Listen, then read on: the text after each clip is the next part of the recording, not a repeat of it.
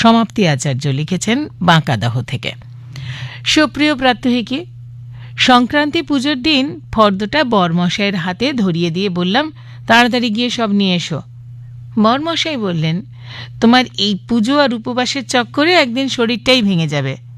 আমি বললাম, তুমি আছো কি করতে, ভাঙা শরীর সোজা করে দেবে? উনি বললেন, আমার এত এলেম নেই আর টাকাও নেই, বুঝলে। আমার বরমশাই সারা জীবনই একটু মিতব্যয়ী। ওকে তো আজ দেখছি না 25 বছর হতে চলল। মেয়েদের বড় করা, কলেজের সংসারের খরচ, কলেজের খরচ, ব্যবসায় লাভ ক্ষতি সব কিছুতেই একটু রেখে ঢেকে চলতে বেশি পছন্দ করেন। সে নিয়ে অবশ্য আমাদের মধ্যে বচসাও কম বাঁধে না। আমার নাকি বাজে খরচটা একটু বেশি।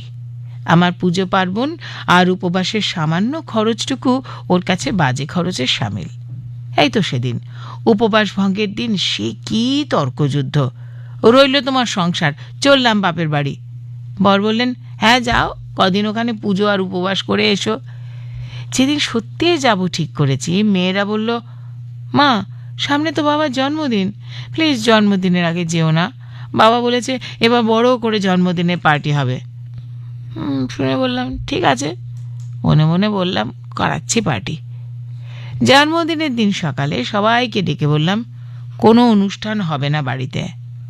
আমার নিজের হাতে আঁকা বরমশায় রাগী মুখের একটা ছবি এঁকে ওর হাতে ধরিয়ে দিয়ে বললাম, হ্যাপি বার্থডে।